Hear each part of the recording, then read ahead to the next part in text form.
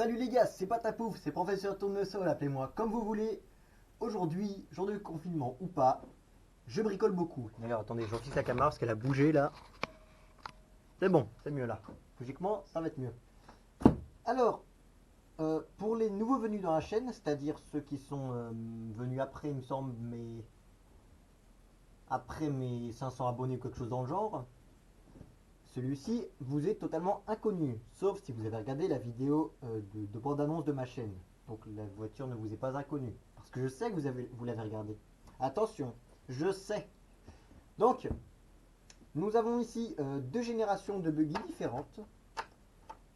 Celui-là c'était avant 2010, celui-là c'est aux alentours de 2015. Donc 5 à 6 ans qui les séparent, voire même 7 ans, voire même beaucoup plus peut-être. On ne sait pas. Bref. Euh, Je l'ai fini, hein. Pour ceux qui... Par choix, faut que je commence. Alors, on recommence la vidéo, on refait. Laobao Hyper 9 est terminé. Alors, qu'est-ce que c'est Laobao Hyper 9? Ça a été mon premier buggy. Le premier don enfin, le premier gros don qui a été fait à la chaîne par, Werner Stein sur Facebook ou Stéphane Z, je sais plus, bref, Werner Stein, appelez-le comme vous voulez. Bref, c'est un super gars qui fait plein de modifications. À l'époque, j'avais reçu déjà modifié déjà modifié, mais là, j'ai fait des modifications qui me conviennent un peu mieux. Des modifications du genre beaucoup, beaucoup. Alors, ici, nous avons un buggy que j'ai préparé spécialement pour circuit. Il est un peu sale parce que j'ai un peu roulé avec juste avant. C'est-à-dire 3,6 kg roue et batterie tout équipé dedans. C'est vraiment léger pour un buggy 1/8, tout équipé 3,6 kg en 4S contre 4,250 kg en 6S. 4 kg 250, 3 kg 6, il y a 600 grammes qui les dépassent. C'est beaucoup quand même, c'est beaucoup. Donc, qu'est-ce que j'ai fait dessus? À la base, j'avais juste le châssis, sans ce qu'il y a au centre en fait. Cette fois, j'ai dû refaire la transmission vu qu'il y avait un petit problème. J'ai acheté transmission, support moteur, que vous voyez juste là, et puis voie de réception, et puis quelques trucs. Et j'ai refait le buggy. Un truc que j'ai bien aimé, c'est que Obao, selon les différents modèles, ils réutilisent certains éléments. Je vois par exemple les... Ouais, c'est bien ça. Les chape de direction là sont exactement les mêmes. Attendez, bougez pas. Chape de direction ici sont exactement les mêmes là et là, par exemple. Il y a aussi quoi d'autre? Oui, des éléments qui seraient les petits plots d'amortisseurs. Et aussi l'entière direction. Pour ceux qui ont un Hyper VS, vous allez reconnaître cette direction. Regardez. Ceux qui ont un Hyper VS, vous allez reconnaître ça. Juste avec une barre au milieu, Hyper VS, GTB, GTS, quasiment tous les Obao utilisent cette direction-là. Elle est fiable, elle marche super bien.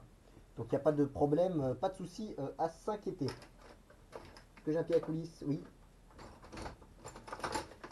Ici, attendez, nous avons des biellettes de direction en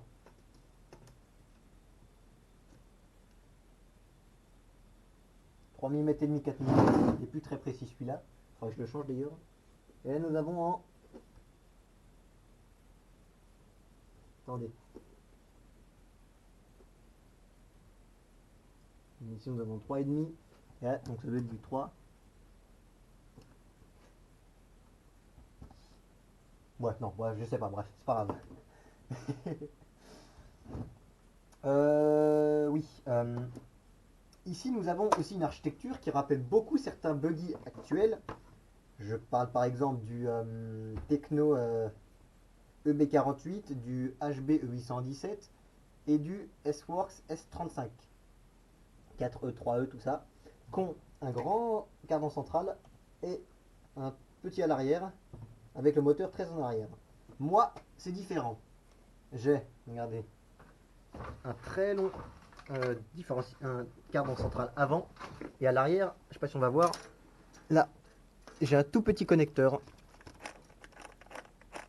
En fait à la base c'est une pièce que je n'avais pas, donc j'ai pris une tête de vis, j'ai tout usiné à la disqueuse dedans, parce que si vous voulez ça fait...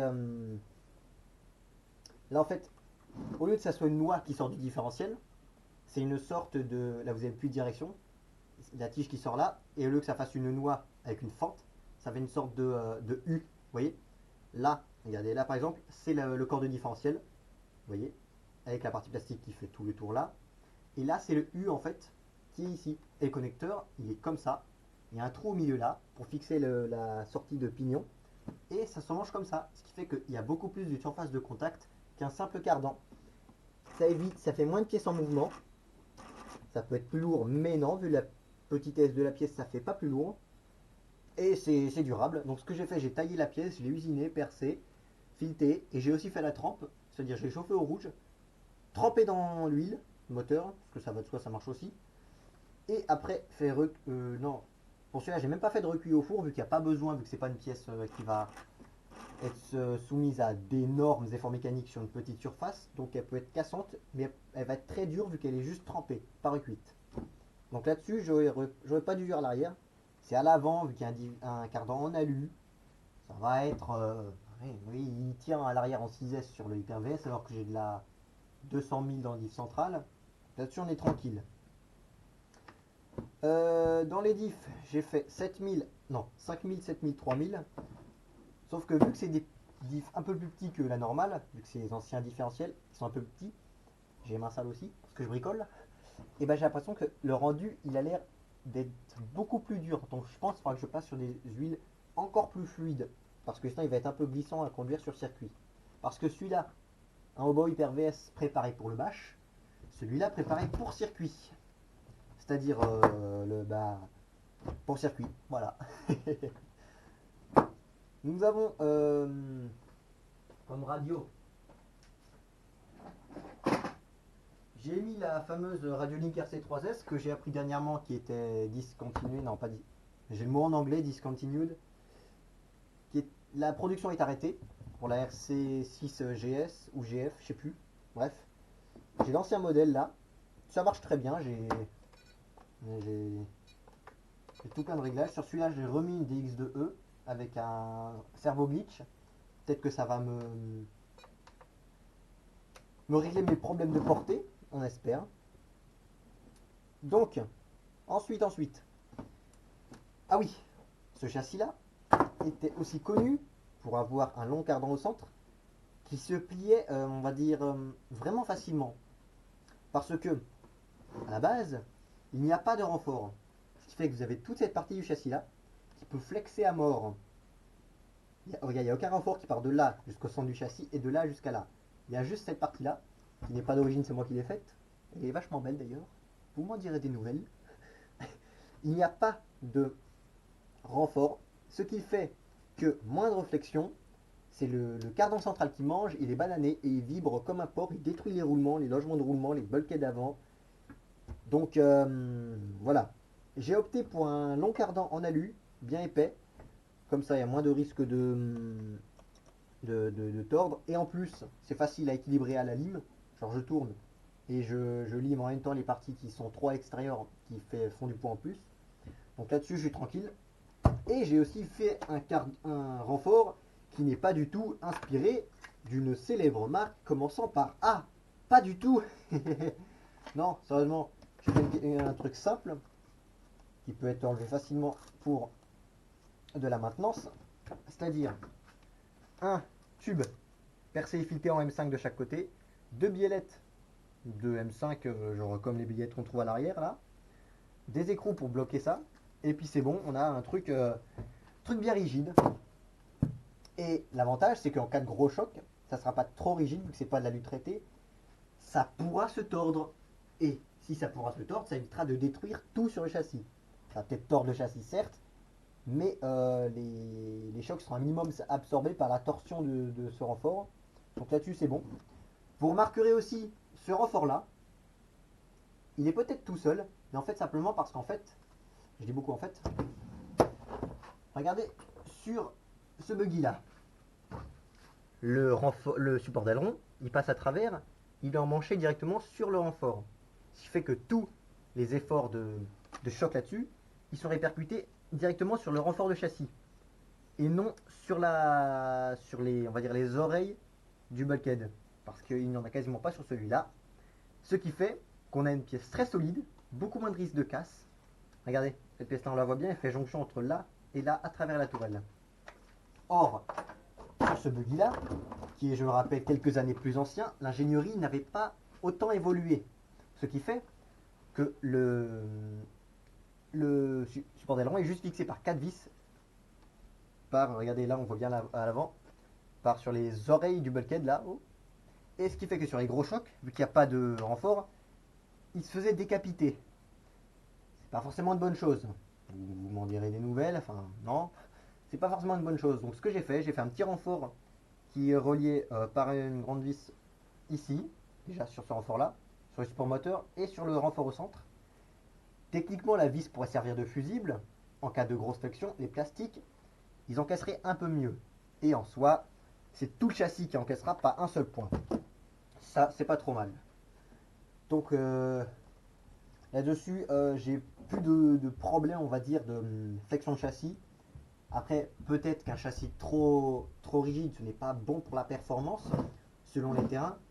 Mais moi, je cherche pas non plus d'avoir un buggy qui fait les top chrono dans le top mondial.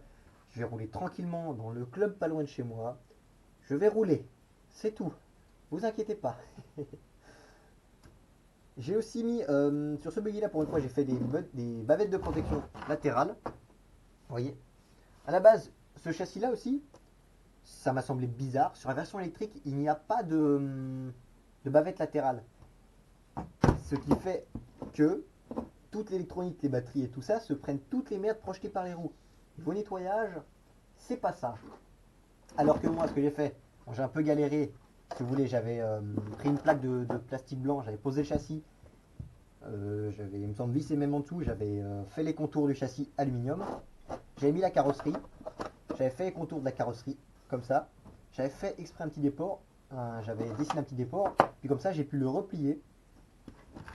Et après, regardez, je l'ai peint en noir. Vous voyez, ça fait vraiment un truc. Bon, ça, niveau peinture, ouais, ça fait peut-être pas beau parce que la peinture, j'arrive pas à avoir une peinture qui fait un bon effet. Mais hein, c'est fait pour protéger. Et regardez, regardez, regardez la magie opérée. Et voilà.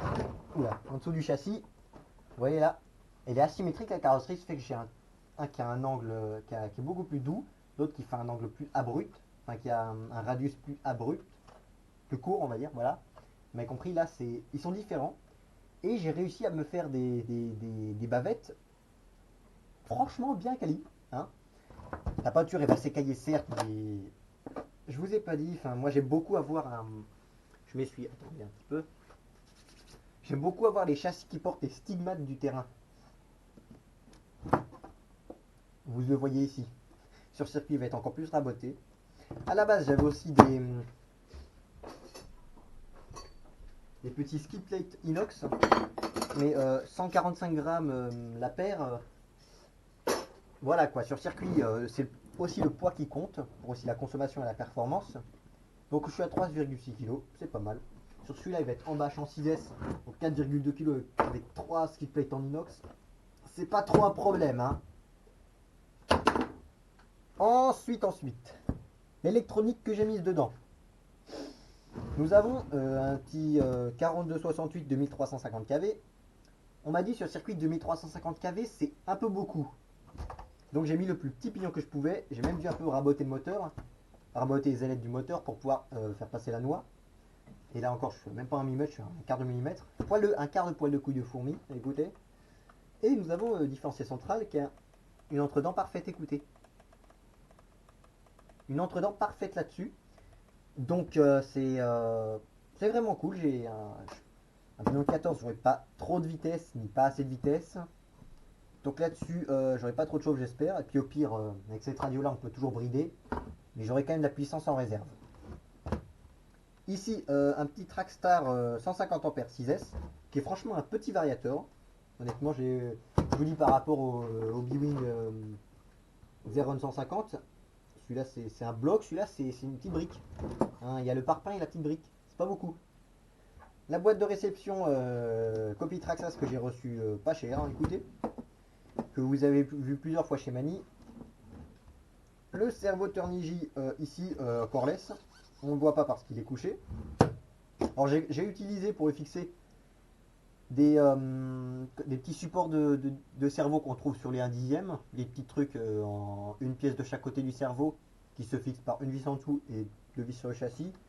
Ce qui fait que j'ai utilisé deux trous existants, je pense que c'était pour les supports de cerveau justement. Donc là j'ai deux trous existants, le cerveau qui est fixé, si vous voyez ça fait comme des petites équerres en fait. Il y a la vis du châssis là et deux vis pour le cerveau là et là. J'ai utilisé ça, ça marche parfaitement, écoutez. Le cerveau est bien maintenu, il ne bouge pas, il est bien rifté, il n'y a aucun flex là-dessus. Donc là-dessus c'est bon, j'ai une corne-alu pour avoir une bonne transmission de la puissance.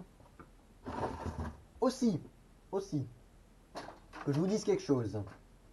Ici nous avons un entraxe, c'est-à-dire entre chaque axe une wheelbase en anglais, une entraxe, oui, un empattement aussi de, bouge pas, un empattement de, on se met bien au milieu, 31,7,8. Vous voyez, 31,8 on va dire. Et celui-là nous avons un empattement de, on se met bien droit, 32,8 plus ou moins. Vous voyez, ça fait, on fait plus ou moins. Et celui-ci aussi. On va prendre à l'avant parce qu'à l'arrière j'ai mis des élargisseurs pour celui-là pour avoir de la stabilité de l'arrière. Nous avons à vue de nez 30 mm, enfin non 30 cm de largeur sur l'avant. Donc l'avant est toujours plus large que l'arrière sur un buggy pour la stabilité, c'est normal. Et ici nous avons à vue de nez 29. Donc celui-ci est plus court et plus large. Celui-ci est plus long et plus étroit. Et à l'arrière, nous avons un bon 28, 20, ouais, on a 29 à l'arrière aussi.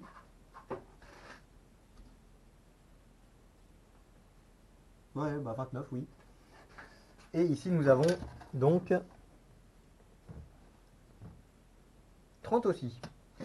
Donc c'est bon, on est 30 partout, 29 partout. Celui-là, il est plus large. Donc j'aurais techniquement plus de stabilité. Après, je sais pas, j'ai pas vraiment pu comparer un buggy long et un buggy court sur circuit. Mais des retours que j'en ai eu, la conduite est différente. Donc là-dessus, j'ai pas de soucis. Et aussi, les bavettes. Pourquoi je les ai fait? Il se trouve que dans le règlement de la FFVRC, de la Fédération Française de Voitures Radiocontrôlées, il est stipulé qu'un buggy 1/8 doit avoir des pare-chocs et des bavettes latérales en plastique souple, soit c'est du plastique souple, là aussi, capable d'absorber les chocs.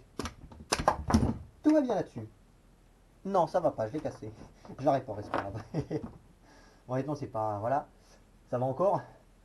Donc là-dessus, je me mets bien. Écoutez, j'ai des bavettes latérales, des bavettes, des pare-chocs avant-arrière. Donc, comme ça, quand j'irai chez un ami à moi qui habite à Amiens, qui fait du modélisme en compétition, je pourrais peut-être faire des courses. Faut aussi que j'ai ma licence, etc. Bref, avec ce buggy-là, je suis capable de faire des courses classées. Et ça, c'est un bon truc. Parce que j'ai encore jamais pu faire des courses classées. Avec celui-là, c'est pas possible vu qu'il est pas très homologué, hein, vu mon truc. Et il n'y a pas de bavette latérale. Donc, hein, voilà. Aussi, les hexagones. À la base, Obao, avant, avait utilisé des hexagones à gros filetage. Je sais pas pourquoi, peut-être pour qu'on reste chez eux, comme les anciens. Comme ceux qui faisaient les roues hexagones de je sais pas combien, pour qu'on reste à prendre le matos juste chez eux pour faire plus de marge. Bref, il y avait des hexagones en module 1, le filetage en module 1, en M1, ce que tu veux, alors que maintenant c'est des filetages en M07 voire 05. Ça c'est le tout petit filetage. Donc ce que j'ai fait, je les ai remplacés là. Vu que j'ai pas assez d'écrous de roue en gros filetage, et que si j'en perds un, je serais bien embêté sur le circuit. Donc j'en ai mis des hexagones classiques. Comme ça, je suis bien. Je peux piloter tranquillement, sans souci. Le bac à batterie. Parlons-en. Je serai vous intrigue depuis tout à l'heure. Nous avons un bac à batterie en alu. Vous allez me dire, oh c'est lourd. En même temps, vu le poids de la voiture, c'est pas ça qui l'alourdit plus. Bac à batterie en alu de 2 mm, voire 1 mm et demi plutôt. Les sangles scratch, je les ai collées à l'époxy, vu que je ne pouvais pas me permettre de passer en dessous, vu que le cardan central il frôle et même là l'avant il frotte le bac. Bon, je vais vous dire, il va se faire avec le temps, c'est pas un souci. Donc je les ai collés de chaque côté, et puis comme ça j'ai des sangles où je peux mettre des lipos relativement balèzes, vu que j'ai un bac haut, ça va bien les protéger. D'ailleurs attendez que je vous montre un petit peu la puissance, la vitesse que ça va avoir, même en 4S avec un canon de 14, sur une couronne de 40, vu que ça me fait des multiplications relativement longues quand même. Non. Bougez pas, bougez pas. Je réfléchis, enfin je réfléchis pas, je me prépare. Prépare la bête. C'est toujours un peu chiant vu que c'est un peu des trucs custom.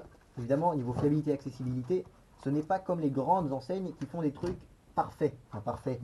Des trucs bien réussis. Donc moi évidemment, c'est beaucoup d'essais, beaucoup de modifications après coup, de fiabilisation moi-même. Mais l'avantage c'est que je connais moi-même mes machines et que plus tard ça me fera une solide expérience quand j'aurai ma marque de RC. Oh zut, je viens de voir, il y a une cosse qui s'est dessoudée. Bon, voilà, ça sera pour plus tard l'essai. Regardez, mauvaise soudure, une cosse s'est dessoudée. Ça reste relativement facile à refaire, mais c'est chiant quand même. Bon bah, hein, ça va être pour plus tard l'essai. Je pense avoir tout dit. Hein. Niveau look, je suis un grand fan.